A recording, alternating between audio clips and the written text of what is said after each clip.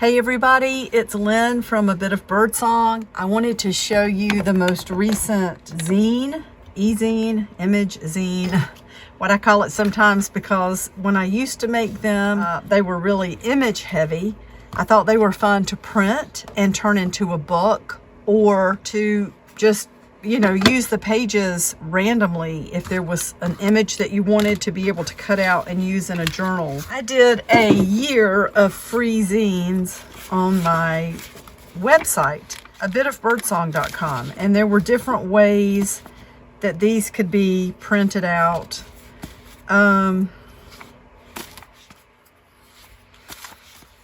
You could print them front and back. Sorry, I'm just kind of getting lost in the history here. That was the first one. That first year, they were numbered. Let's see, 2, 3, 4. I don't know. I would have to kind of sit down and really put these in order. I've always liked zines. I think they're a lot of fun. You can put information in them. You can put pictures. You can put ideas. With the current one, and let me go back to the part about I did a year of free zines on my website. But after them being free for, let's see, 2019, like 4 or 5 years, they are retired from the free shelf, and I am putting them in my Ko-fi shop. If anybody wants to purchase one, if you like to collect zines, if you want the images in these. So they're in my Ko-fi shop, I should say. Sorry about that. And I canceled, I suspended billing on my Patreon, and I am going to completely delete it tomorrow, February 1st. So any of my patrons there, if you want any of the images, please go ahead and get them. There are several reasons for canceling the Patreon. I've tried it twice and it does not work for me. I do not like the platform. I think it's very confusing when you look at your list of patrons, which they are now calling an audience, and I don't like that. A patron is somebody who supports you. I don't know why they changed that terminology, but when you go into your settings behind the scenes and look at your patrons or your audience, the list is so confusing. I want to be able to see what is current. And there is like a bar across the top, if you're thinking like a graph or whatever, that you can reorder the columns. Like you can reorder the date from newest to oldest, or I don't know. I think you know what I mean. If you've ever dealt with any kind of data, you can, let's see, let's get this on the right thing. 5. I want to get this just right. I love these long staplers, because they're amazing. You can set them sort of the distance that you want, and is that right? Please be right. Yes, it's just right. And then you can slide the paper all the way into this little stop mechanism. Oh, I hope it's right. This is the newest zine. This is going in the Ko-fi shop. It's not very large, but there's a lot of information in it. But going back to Patreon, and I'm kind of a mess right now, but I'm going to turn the camera around so we can talk. I don't like it behind the scenes. I think it's very confusing. If I go, you can have free members, paid members, and if you go to your paid members, it includes people who have dropped off. And then you have to go all the way out to this column that shows when they canceled or dropped off or whatever. That's not convenient for me. I want to see what is current so that I can keep a list of addresses to send out the current pen pal mail. I can tell you the biggest reason that I'm stopping Patreon. I was faithful with Patreon pen pal mail for about a year, and this was a couple of years ago. I appreciate everybody's support. I felt like that went really well. It was a learning curve for me. I kept track of everything I sent every month, so I didn't send the same types of things. But when I took out a full-time job at a nonprofit that I was interested in, that was full-time hours, and I didn't feel like I could really devote to Patreon what I should, because people are paying for a monthly product. What I did was I unpublished my page, and I'm sure it's my fault for not reading or understanding the fine print. When you unpublish your page, it just unpublishes it. And they tell you that they're keeping your data for you, and I'm sure that includes your audience. Now I'm sure of that. I didn't know that at the time. So when I left the job at the nonprofit and came back here to work full-time as an artist, I viewed Patreon as a way to support myself again. I'm not just asking for money, it's a way for you to support monthly, and you're going to get something in return, including all the free content on my YouTube channel. I deleted the old levels. I decided to do like just a clean slate. I thought this will be a way for people who want to resubscribe to pick a different level, or to be able to just not pick a level. I didn't expect anybody to keep being there after me being gone for a year. You know, people move on, they support other artists, and I think that's wonderful. I didn't want anybody to feel like they had to jump right in there. So I spent several hours one day going through and redoing the levels and, you know, renaming them. I repriced a couple of them because of course the cost of living has gone up, but I also offered more. When I got everything set up and published the page, it instantly charged people who had been there over a year ago.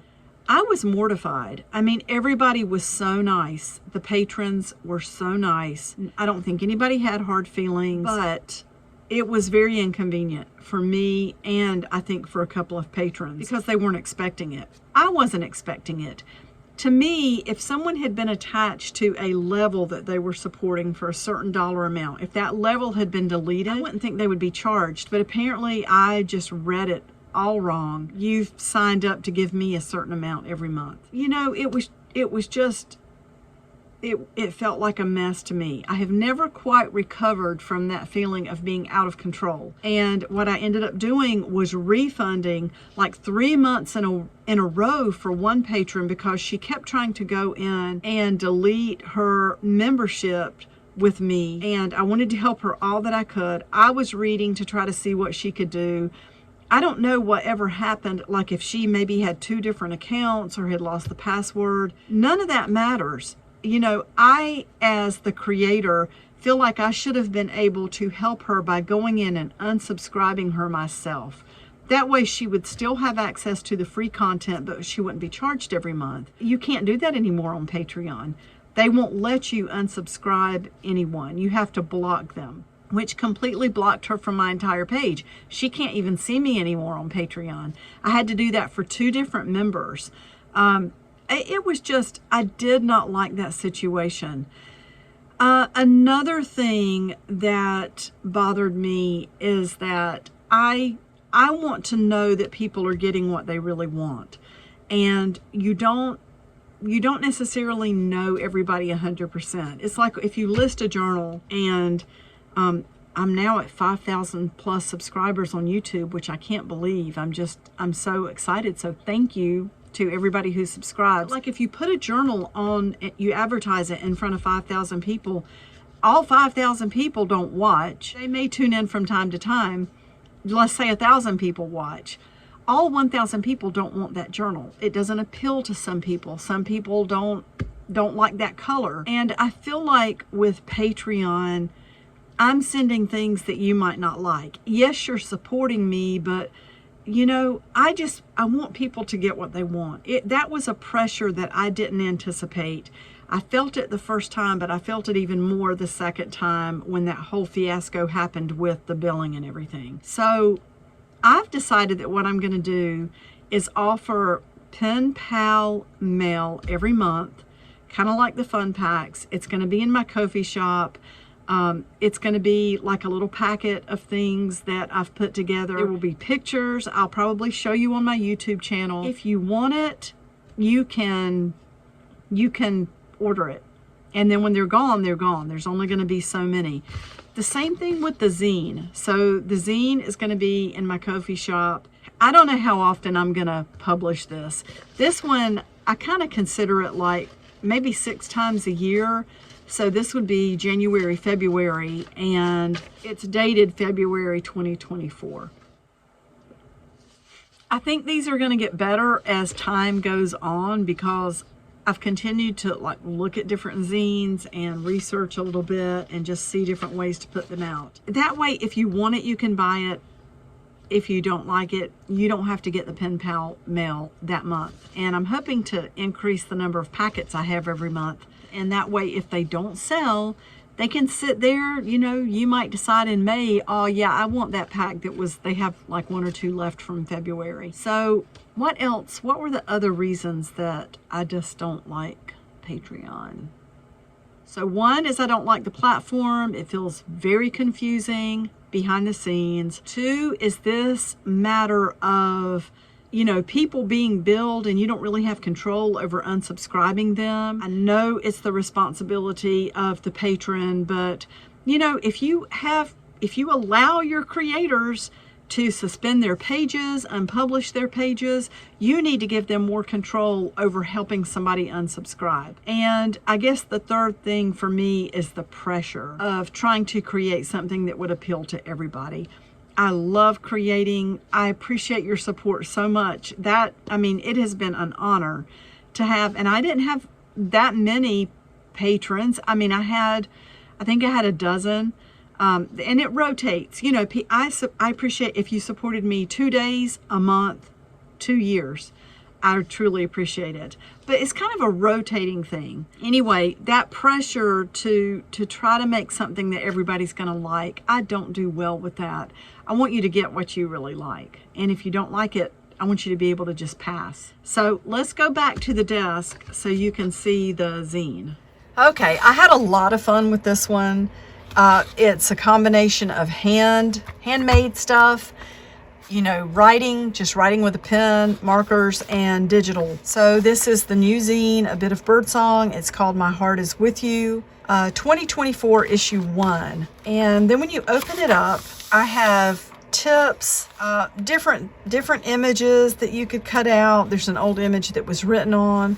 Just thoughts about art, about ourselves. Like this says, my art goal is to try harder to get white ink on my art pages. Some suggestions include white Posca pen, white typewriter correction pen, a fountain pen with white ink, Arteza white gel pen, and I've got thank you Deb, Kim, Sharon, and Carrie. So several people suggested things to me, and I put that in here so that we can all remember it and keep up with it.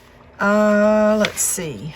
And then we turn here. Also, this one was created so that you can print front and back and all the pages are going to be in order. Here's quotes from the journaling world, whether that's things I've heard in videos. And if I can, I try to get in touch with that person and say, is it okay if I publish this? I talked to Amy at Birdie the Recycled Hippie chick.